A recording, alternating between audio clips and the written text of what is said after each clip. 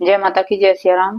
भाई जैसे कि बहुत से बच्चे हैं, ये कह रहे थे कि माँ हमारे गुरु नहीं है और हम दरबार चलाते हैं, लेकिन हमें किसी भी छोटी छोटी बात का ज्ञान नहीं है कि क्या करना चाहिए दरबार में बैठने से पहले, और कैसे, मतलब हमें कुछ भी समझ में नहीं आता। तो हम क्या करें माँ? तो हमारे को कष्ट भी होता है, कभी कभी हमारे घर में मतलब परेशानी बन जाती है। तो तुम्हें क्या करना है, ये छोटी छोटी बातें हैं जो मैं तुम्हें बताऊंगी, इनको तुम करना और ध्यान से करना। बिल्कुल एक एक बातें ये तुम्हारे लिए बहुत काम की है, और इनको ध्यान से सुनना और ध्यान से करना। देखो जैसे दरबार चलाते हैं बिना गुरु के, तो उनका कुछ दिन तो चलता है, साल 2 साल 3 साल 4 साल, फिर बाद में परेशानी बहुत ज्यादा हो जाती है घर में, तो फिर तुम्हें छोड़ना पड़ता है दरबार, वही बंद करना पड़ता है तुम्हें। और तुम लोगों का भला करना चाहते हो, अच्छे नेक काम कर रहे हो, माँ का नाम, माँ के नाम से या बाबा के नाम से जिसका भी दरबार चलाते हो, लेकिन क्या करें, फिर वो कष्ट तो आ ही जाता है ना दूसरे का अपने ऊपर। तो तुम्हें क्या करना, छोटी छोटी बात ध्यान रखनी है। जैसे तुम शनिवार को, एक तो शनिवार को अंगारी को भोग दिया करो। जैसे शनिवार मंगलवार, जैसे बालाजी का भी करते हैं, शनिवार मंगलवार 2 दिन दरबार लगाते हैं ना, तो शनिवार मंगल को तुम भोग दिया करो। जैसे भोग में तुम्हें माँ का करते हो तुम, तो माँ को 7 मिठाई लगाया करो, 7 कलर की मिठाई, जायफल लगाया करो, और 7 बतासे, लौंग, इलायची, इनका भोग लगाया करो माँ को। और लौंग वैसे भी डाल ले करो, मतलब जैसे तुम्हारी हो सकती है। जैसे वो गणपति है, तो सबसे पहले गणपति का भोग लगाया करो। गणपति का भोग लगाना जरूरी है सबसे पहले। जैसे तुम्हें और कुछ भी नहीं है तो गणपति का मिश्री का भोग लगा सकते हो तुम सबसे पहले, कि हे गणपति जी, रिद्धि सिद्धि सहित आओ, हमारे घर में भोग स्वीकार करो। और सबसे पहले तो तुम्हें क्या करना है, जैसे भी आह्वान करना है सबसे पहले तो, कि हे माँ, चलो माँ के दरबार लगा रहे तुम, हे माँ मेरा नाम ये है, मैं यहाँ से दरबार लगा रहा हूँ आपके नाम का, और माँ के मेरी इज्जत मान सम्मान बचाना और मेरी लाज रखना। माँ मुझे कोई कष्ट ना हो, हानि ना हो, और जो भी आने वाले हैं उनके अच्छे से भला हो और मेरा भी भला हो, ऐसे प्रार्थना कर लेनी है माँ से। और माँ मैं दरबार, ये जो आज का तुम्हारा दरबार लगाऊंगा तुम्हारे नाम से, तो तुम्हें माँ आके अपनी हाजिरी लगानी है, मेरी इज्जत बचानी है। और ऐसे कह के तो तुम्हें 11 रुपए की दरखास्त लगा देनी है सबसे पहले। 11 रुपए की दरखास्त लगा दी माँ के सामने, वो हर शनिवार को लगानी है तुम्हें। ये मत सोचिए शनिवार मंगलवार जो 2 दिन दरबार लगा रहे तो दोनों दिन दरखास्त लगा के बैठे करो। उससे ना जो तुम्हारे मतलब आने वाले संकट और ये होते हैं ना, तो माँ उसे अपने चरणों में ले लेती है, और तुम पे कोई विपता नहीं आती है, और तुम्हारे में कोई बीच में विघ्न नहीं आवेगा। तो दरखास्त लगानी जरूरी होती है। ये जो गुरु होते हैं, तो गुरु तो देखो सारी चीज बता देते हैं, लेकिन तुम अपने आप से दरबार लगा रहे हो तो कोई तुम्हें नहीं बतावेगा नहीं। और जो तुम्हें माँ संदेश दे रही है, तो तुम्हें जो भी मन में आता है वो करे करो, मतलब शंका मत करे करो कि ये करूं कि ना करूं। जैसे अभी तुम्हें माँ का आदेश लगा अपने मन ही मन की मैं ये कर लूं, तो तुम कर ले करो, उसको घबराया मत करो कि माँ का आदेश होता है, तुम उन्हें समझे करो धीरे धीरे। तो तुम्हें दरखास्त लगा दी, दरखास्त लगाने के बाद तुम्हें भोग लगाना है। भोग में जैसे मैंने बता ही दिया, माँ का तुम्हें जो बालाजी के हैं वे, उन्हें क्या करना है, उन्हें 4 लड्डू बूंदी के उनका भोग लगाना है, और पंचमेवा का भोग लगाना है। पंचमेवा का भोग होता है जो, वो पंचमुखी हनुमान जी का होता है, वो भी भोग लगाना जरूरी होता है।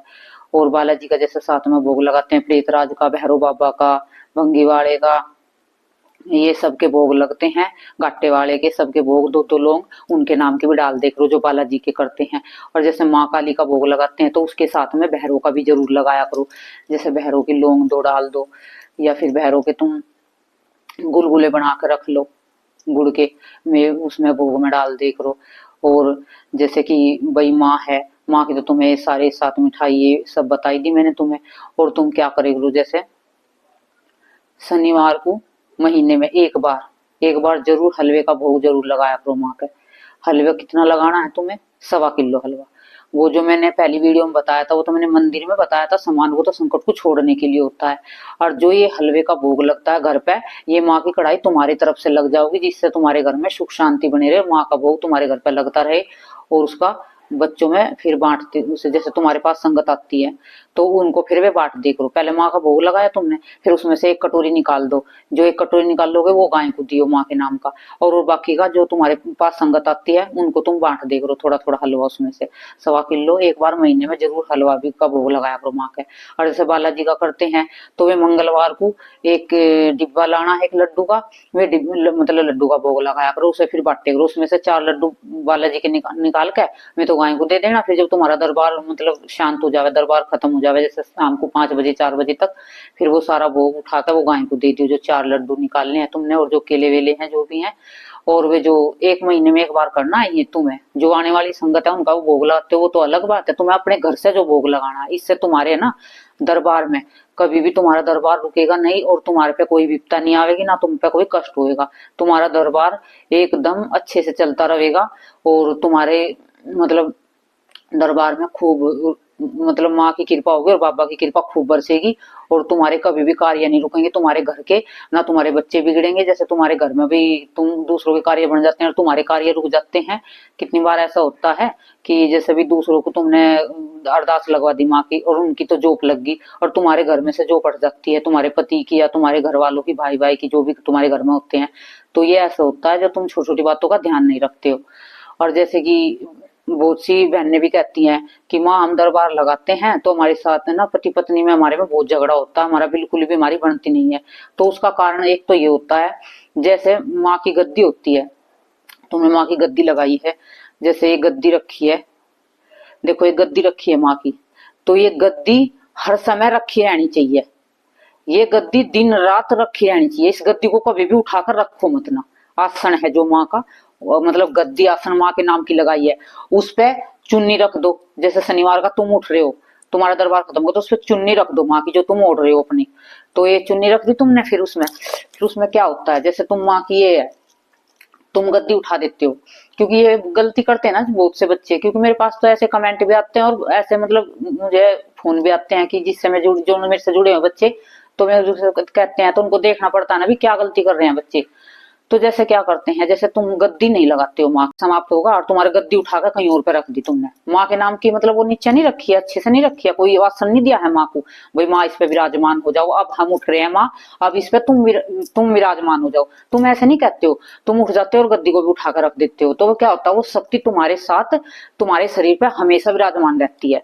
और वे तुम अपनी गृहस्थी में जाते हो, जैसे भी पति पत्नी है, तो फिर तुम्हारा क्या होता है, वो शक्ति तो तुम्हारे शरीर पर सवार है, तो तुम्हें गुस्सा आता है, तुम्हारा मतलब गुस्सा तेज हो जाता है, चिड़चिड़ापन हो जाता है। जैसे तुम्हारे पति हैं, तुम्हें भाई प्यार करने की इच्छा होती है उनकी कभी, तो तुम्हें गुस्सा आएगा, तुम्हें ऐसा जी करेगा मतलब पिटाई कर दो उनकी, और तुम उनको ना बर्दाश्त नहीं कर पाते हो। ऐसे जैसे भाई हैं उनके साथ भी ऐसा होता है, वे अपनी लेडीज को भी ऐसे गुस्सा करते हैं, और घर में बच्चों को भी डांटते रहते हैं, मतलब उनको है ना एक मतलब वो चिड़चिड़ापन आ जाता है उनके साथ। हर हर समय शक्ति का रहना ठीक नहीं होता शरीर की, क्योंकि हम मनुष्य हैं, हम गृहस्थी वाले भी हैं, और भाई हमें कहीं जाना आना भी पड़ता है, हर तरीके से हमें मतलब अपने ये नियम फॉलो करने पड़ते हैं गृहस्थी में रहकर, हमें बाहर भी कहीं जाना आना पड़ता है। तो शक्ति हमेशा तुम्हारे साथ रहेगी, और तुम्हारे साथ क्या रहेगा फिर, जैसे तुम किसी की कुछ बात देख रहे हो तो तुम्हें ज्ञान दिख जाएगा कि इसके साथ तो ये चीज है, इसके साथ वो है। तो थोड़ा सा ना शक्ति, जैसे शनिवार मंगल को ही तुम गद्दी लगाते हो, तो हो सके तो तुम्हारे शरीर पर शनिवार मंगल को ही शक्ति रहनी चाहिए। और वैसे तो वो शरीर में रहेगी, लेकिन वो हमेशा तुम्हारे मतलब हैवी नहीं रहेगी तुम्हारे ऊपर, शरीर पे तुम्हारे पे एकदम कंट्रोल नहीं कर पाते हो ना तुम, जैसे कहीं भी आ जाती है, जैसे कहीं भी किसी को देख लेते हो उसी की बुझ आ जाती है। तो वो थोड़ा सा ना इससे लड़ाई झगड़े पड़ते हैं, इससे कष्ट भी आता है शरीर पे, और घर में भी गन पड़ता है। तो तुम क्या करे करो, जैसे गद्दी है, जैसे तुम शनिवार को तुमने दरबार लगाया, तुम गद्दी पे से उठ रहे हो, तो तुम्हें हाथ जोड़ के प्रार्थना करनी है माँ का, हे माँ अब मैं गद्दी पे से उठ रहा हूँ, तो ये गद्दी आप संभालो, आप इस पे विराजमान हो जाओ। तो उस पे तुम्हारी जो शरीर में शक्ति है वो गद्दी पे बैठ जाएगी। तो फिर क्या होता है, जैसे तुम वैसे हो जाते हो, लेडीज है जैसे वैसे हो जाती है, महीने से दरबार लगाती है, तो जैसे तुम गद्दी लगाओ रखोगे, उस पर चुन्नी रख दोगी माँ के, और तुम बाहर बैठोगी गद्दी से अलग, मतलब मंदिर से बाहर। तो जैसे आने वाले है ना मत्था टेकेंगे, और वो गद्दी पे माँ की शक्ति विराजमान होगी वहां, तो उन्हें इतना ही मतलब जो भी मत्था भी टेकेंगे ना, उन्हें वहां से वो जो भी मांगेंगे उनकी वो मनोकामना पूरी हो जाएगी। और जो तुम गद्दी को नहीं रखते ना, तो वो फिर शक्ति वहां पे रहती नहीं है, तो नाराज हो जाती है शक्ति। ये छोटे छोटे नियम मैं उनके लिए बता रही हूँ जिनके गुरु नहीं है। देखो जिनके गुरु है उन्हें तो सब बता देंगे, मैं उन बच्चों के लिए मार्गदर्शन कर रही हूँ जो बेचारे बच्चे अनजान है, नादान है, अब तो वे लगा रहे हैं, कल को आने वाले समय में उनको कष्ट ना हो, और उनको कोई मतलब उनके घर में कोई दिक्कत ना बने, उनके बच्चों को परेशानी ना बने, उनके घर में परेशानी ना बने। तो उन बच्चों के लिए मैं ये कह रही हूँ, उनके बच्चों के कहने से बता रही हूँ। तो इस गद्दी को ऊपर जैसे फिर तुमने भाई तुम झाड़ू पोछा कर रहे हो मंदिर में, तो उस टाइम थोड़ी सी समय के लिए उनको माँ आप इजाजत दो, हम आपकी थोड़ा सा आपके आसन को इधर रख रहे हैं, और फिर उसके बाद हम मतलब यहीं पे रख देंगे। तो तुम झाड़ू पोछा करके फिर उस गद्दी को फिर वहीं रख देना, हमेशा वहीं रखे रह देना, मतलब उसे उठाना नहीं है। झाड़ू पोछा करा फिर वहीं पे रख दी, वो सारे दिन रात वहीं रखे रहनी है माँ का आसन, कभी भी उठाना नहीं है, क्योंकि तुम उठा दोगे वे शक्ति तुम्हारे साथ रहेगी तो तुम फिर परेशान रहोगे। तो एक ने कहा कि माँ, जैसे हमें किसी ने कहा है कि गद्दी नहीं उठा, गद्दी जो बैठा मतलब गद्दी रखते हैं तो उस पर तो कुछ और शक्ति बैठ जाती है। अरे देखो बेटा, तुम्हारे में शक्ति भी आ रही है और तुम फिर भी दूसरों की सुन रहे हो कि उसने कहा है। उसने कहा, तुम अपनी शक्ति से पूछो ना कि मैं ये करूं कि ना करूं। तुम्हारी शक्ति भी तुम्हें जवाब देंगी। जब तुम दरबार चला रहे हो, उन्हीं के नाम से तो चला रहे हो, और फिर परेशान हो जाते हो, दूसरों की सुनते हो। दूसरों की मतलब ये ऐसी उल्टी सीधी बातें मत सुने करो। उन्हें कहा कि भाई गद्दी पे कोई और बैठ जाएगा। जब तुम्हारे घर में सच्ची शक्ति विराजमान है, ये तो उनके साथ होता है जिनके साथ नेगेटिविटी होती है, जिनको दरबार नहीं लगाते, उनके घर में तो नेगेटिविटी है, तो वे आसन पे बैठ जाती हैं। इसलिए कहते हैं कि आसन को उठा कर रख दो। तो ये तो उनके लिए है जिनके मतलब दरबार नहीं चलाते हैं। जो दरबार चलाते हैं उन्हें तो हमेशा अपना आसन, एक गद्दी मतलब माँ की हमेशा रखे रहनी होती है। जैसे बालाजी की होती है तो उसपे बालाजी का मतलब वो एक परनासा होता है, अंगोछा सीताराम के नाम का, उसको रखते हैं। तो बाबा की ऐसी गद्दी रखी जाती है, लेकिन गद्दी को उठाया नहीं जाता है। बहुत से बच्चे बहुत गलती कर रहे हैं और फिर आने वाले समय में उन्हें परेशानी होने लगती है। 1 2 4 साल दरबार चलेगा, फिर उनका मतलब दरबार भी ठप हो जाएगा, उनका शरीर भी बेकार हो जाएंगे, घर में संकट कष्ट पीड़ा हर तरीके से हमें परेशान होने लगेंगे, पैसों की तंगी होने लगेगी। तो ये तुम छोटी छोटी बातों का पहले ध्यान रख लो, तो तुम्हें कोई आने वाले समय में कोई भी कष्ट नहीं होगा। तो ठीक है, ये गद्दी के बारे में तुम्हें बता दिया मैंने। गद्दी भी कभी भी उठाना नहीं है। जो उठाओ तो इजाजत लेकर झाड़ू पोछा करो, बस उसी समय उठाओ और फिर वहीं रख दो उसे। ठीक है, इससे तुम्हारे पति पत्नी में प्रेम भी बना रहेगा और तुम्हारी गृहस्थी भी ठीक रहेगी, सब कुछ रहेगा। और जैसे भी एक लड़की, एक औरत कह रही थी कि जैसे माँ, हम मेरा पति है मतलब ब्रह्मचार्य के लिए वे तैयार नहीं है, वे मानते नहीं है। देखो, वे धीरे धीरे माँ से प्रार्थना करी करो कि माँ जो है हमारे घर में, जो मैं आपके नाम से बैठी हूँ और दरबार भी चला रही हूँ माँ, तो आप माँ ऐसी मेरी सहायता करो कि मेरे पति की बुद्धि ठीक हो जावे और ये मतलब नियम अनुशासन पालन में रहे।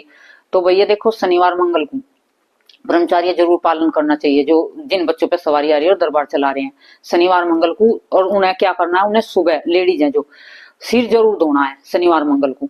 उन्हें बिगर सिर धोए अपनी गद्दी पे नहीं बैठना है, ना ही दरबार में बैठना है। उन्हें सिर ना धोकर अच्छे से और गंगा जल गिर कर ऐसे जल मतलब डाल कर नहाना है, और फिर अपने भोग प्रसाद जब तैयार करने हैं, बनाने हैं, जो भी तुम्हें बनाने हैं। और जैसे कि भाई ब्रह्मचार्य में, जैसे भाई पति है, देखो तुम अपनी गृहस्थी में नहीं जाओगे तो फिर में कहीं और जाएंगे, फिर तुम्हारा घर बिगड़ेगा। तो ऐसा ना करो। ऐसा कोई माँ ऐसे नहीं कहती है कि तुम अपने घर को उजाड़ो। माँ जब आती है, क्या माँ को पता नहीं है कि ये गृहस्थी वाला है? माँ भी तो सब जानती है भाई, इसकी शादी भी हो रही है, इसके बच्चे भी हैं, तो तुम्हें सब कुछ करना पड़ेगा। बच्चे हैं तुम्हारे, छोटे बच्चे हैं, तुम मतलब तुम्हारे पे शक्ति आ गई है, तुम्हारे घर में कोई काम करने वाले, तो तुम उनके मतलब उनके अच्छे अच्छे बुरे जो भी काम है सारे करोगे ना तुम। तो कौन करेगा? बाहर वाला थोड़ा ना करेगा। तो माँ को भी तो पता है, माँ भी तो बच्चे वाली है, माँ भी तो शादीशुदा है। क्या माँ शादीशुदा नहीं है? माँ भी तो शादीशुदा है। तो भाई इसमें तुम अपने घर को मत बिगाड़ो। अपने घर में मतलब जैसे भी तुम हो, बस एक नियम पालन से रहो। अपने पति को समझाओ, पत्नी हो पत्नी को समझाओ। भाई धीरे धीरे सब आदत पड़ जाती है। सब माँ अपने आप ही उनको तुम्हारे मतलब लायक बना देती है हर चीज के। जो भी कार्य होगा तुम्हें माँ उन्हें धीरे धीरे सेटल कर देगी। तुम्हें परेशान होने की जरूरत नहीं है। तुम थोड़ा माँ से हर रोज प्रार्थना करे करो, माँ जो भी है ये हमारे घर की सब विपता दूर करो, बाधा दूर करो। जब आप आई हो तो माँ हमारे थोड़ा सा समाज में मान सम्मान और इज्जत बढ़े, ऐसा काम करो माँ हमारे साथ, ताकि कोई हम हंसी के पात्र ना बने, कोई हमारा मजाक ना उड़ाए कि देखो जैसे भी तुम है, तुम्हारे पति हैं, तुम उनसे रिश्ता नहीं रखोगी। और बिल्कुल हंसी के पात्र ना बने, कोई हमारा मजाक ना उड़ाए कि देखो जैसे भी तुम है, तुम्हारे पति हैं, तुम उनसे रिश्ता नहीं रखोगी।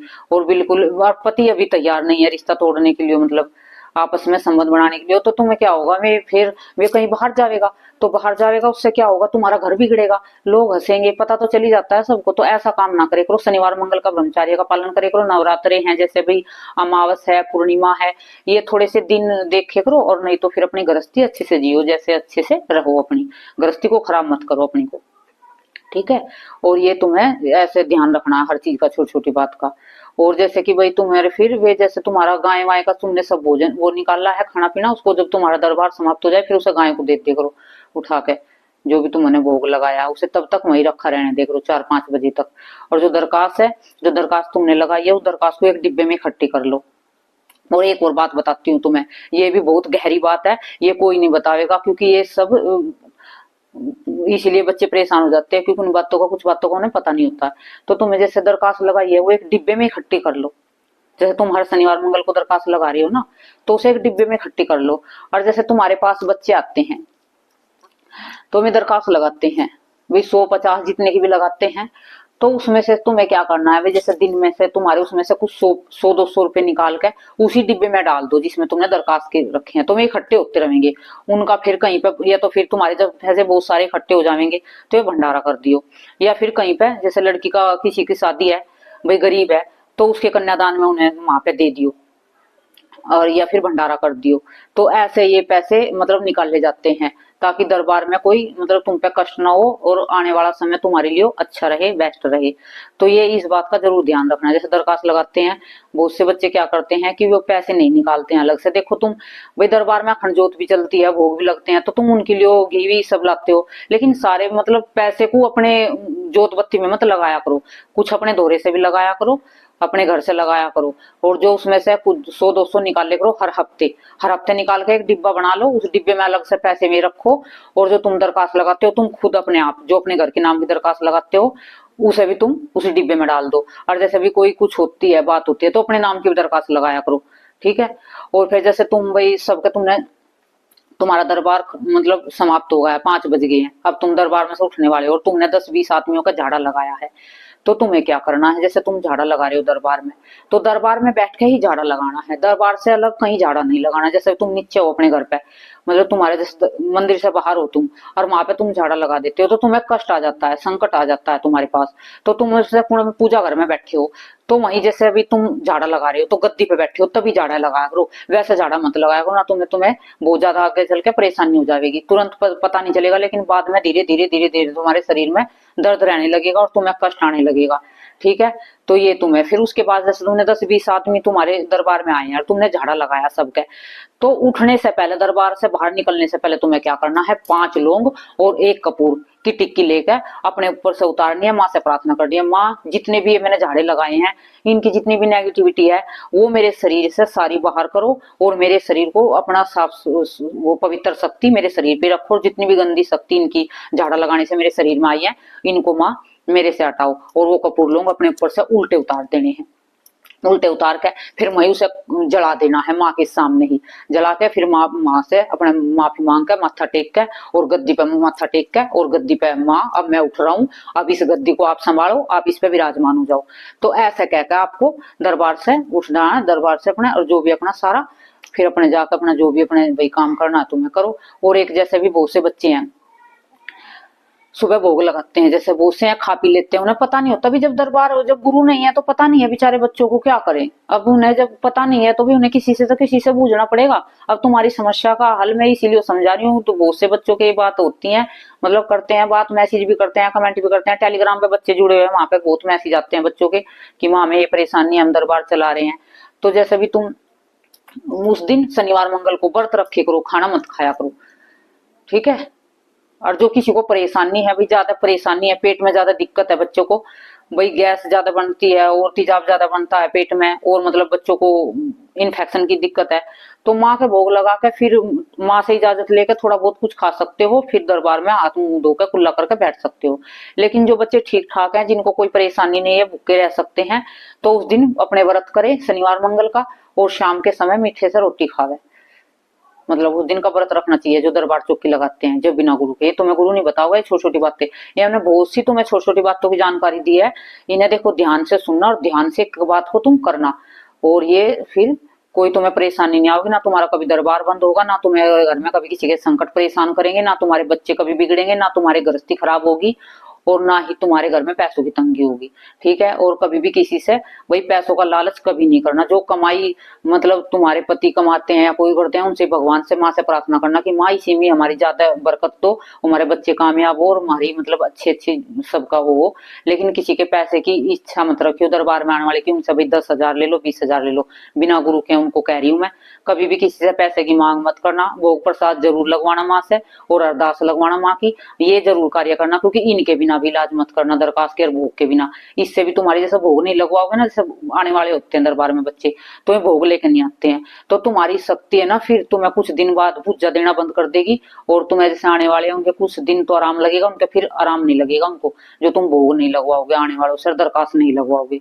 क्योंकि जो दरखास्त अरदास लगवाई जाती है, या कोई 51 की लगवाओ, या 101 की लगवाओ, या 10 की, 11 की, जितने की भी लगवाओ, तुम्हारी श्रद्धा है, तो उससे क्या होगा, वो शक्ति उसके घर पहुंच जाएगी तुरंत। अरदास लगने के बाद वो अपनी नाम लेकर अरदास लगाओगा, जगह का नाम लेगा, अपने गोत्र पिता का नाम बोल लेगा, तो शक्ति वहां पे तुरंत पहुंच जाएगी, उसके घर में घूम के आवेगी और तुम्हें फिर बतावेगी कि इसके घर में ये परेशानी है, ये दिक्कत है। तो दरखास्त इसलिए लगवाई जाती है और भोग इसलिए लगाया जाता है, जो दरबार में माँ है, बाबा के दूत हैं, योगनी है माँ की, तो वे सब उस भोग को ग्रहण करती हैं और वे वहां पे कार्य करती हैं, जितने भी आने वाले होते हैं उनके संकटों को काटती हैं। और जो तुम भूखा रखोगे तो वे धीरे धीरे तुम्हारे शरीर को खाने लगेंगे, तुम्हारा खून पीने, नाम लेकर अरदास लगाओगा, जगह का नाम लेगा, अपने गोत्र पिता का नाम बोल लेगा, तो शक्ति वहां पे तुरंत पहुंच जाएगी, उसके घर में घूम के आवेगी और तुम्हें फिर बतावेगी कि इसके घर में ये परेशानी है, ये दिक्कत है। तो दरखास्त इसलिए लगवाई जाती है और भोग इसलिए लगाया जाता है, जो दरबार में माँ है, बाबा के दूत हैं, योगनी है माँ की, तो वे सब उस भोग को ग्रहण करती हैं और वे वहां पे कार्य करती हैं, जितने भी आने वाले होते हैं उनके संकटों को काटती हैं। और जो तुम भूखा रखोगे तो वे धीरे धीरे तुम्हारे शरीर को खाने लगेंगे, तुम्हारा खून पीने लगेगी माँ काली, और तुम्हारा शरीर कमजोर हो जाएगा और तुम बीमार पड़ने लगोगे धीरे धीरे, जो भोग नहीं लग मतलब भोग लेके नहीं आओगा कोई और तुम नहीं लगवाओगे।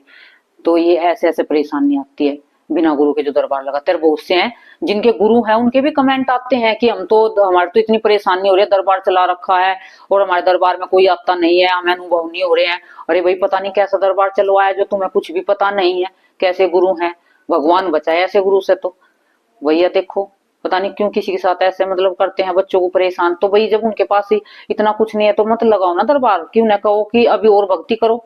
जब ये बच्चे सक्षम नहीं है, इसके लिए तैयार नहीं है, जब उन्हें किसी का अनुभव नहीं हो रहा और किसी की पूजा नहीं आ रही है, तो किस लिए दरबार लगवाया भाई?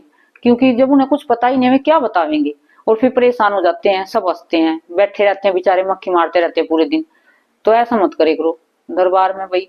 जब अपने गुरु से भी तुम दरबार लगाने की जब कहा करो, जब तुम्हारे में शक्ति परिपूर्ण हो जाए, तुम्हारा सब अनुभव हो, सब कुछ हो, ठीक है। और ज्यादा से ज्यादा जप तप करे करो, इससे तुम्हारी नेगेटिविटी दूर होती है और तुम्हारे जप तप जो बढ़ते हैं उससे ओरा भी साफ होता है तुम्हारा। तुम्हारे ओरे में कभी भी गंदगी नहीं आवेगी, ना ही नेगेटिविटी घुसेगी। जितना तुम जप करोगे उतने तुम्हारे चक्कर खुलेंगे, उतने ही तुम्हें ज्यादा से ज्यादा अनुभव होंगे और उतनी ही तुम्हारी नेगेटिविटी दूर होगी। अच्छा, तो जो अच्छी जानकारी लगे तो देख लेना भाई, अच्छे से ध्यान से सुन लेना। एक वीडियो को जो भगा भगा के देखोगे तुम्हें कुछ हासिल नहीं होगा इससे, क्योंकि मैं फालतू बकवास नहीं करती हूँ। मैं जो एक एक बात बताती हूँ, ये सारी काम की बात बताती हूँ, ठीक है। जय माता की, जय श्री राम।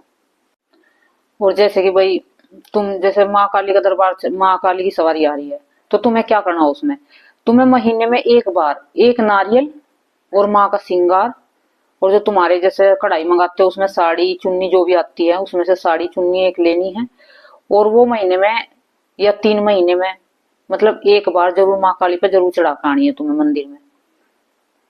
और जैसे माँ दुर्गा की है तो उसमें माँ दुर्गा की भी ऐसी चढ़ा के आनी है, क्योंकि इससे तुम्हें ना ये दरबार चलता रहता है, कष्ट नहीं आता है, संकट नहीं आता है।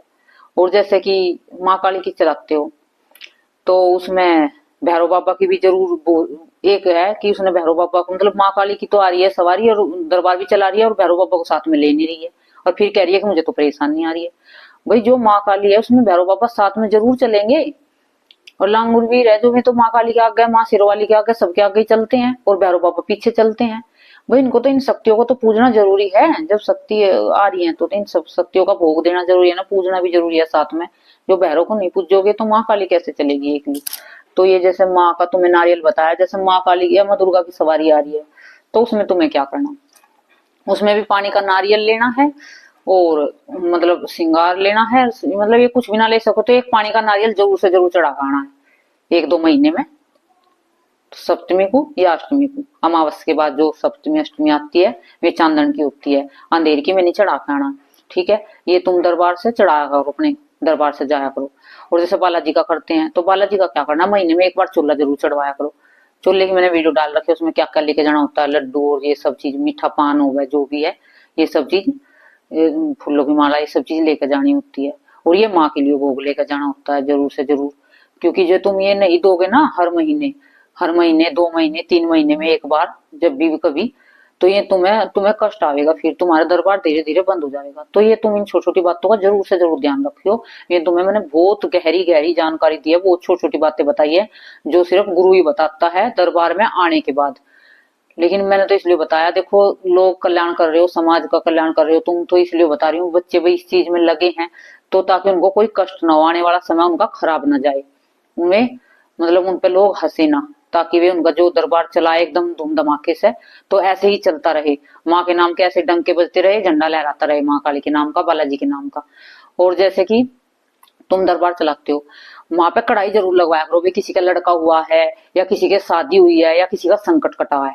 नहीं तो मैं जो जिनका मतलब संकट कटा है उनको भी बाद में परेशानी आवेगी और तुम्हें भी परेशानी आवेगी। माँ की कढ़ाई जरूर से जरूर लगवानी है।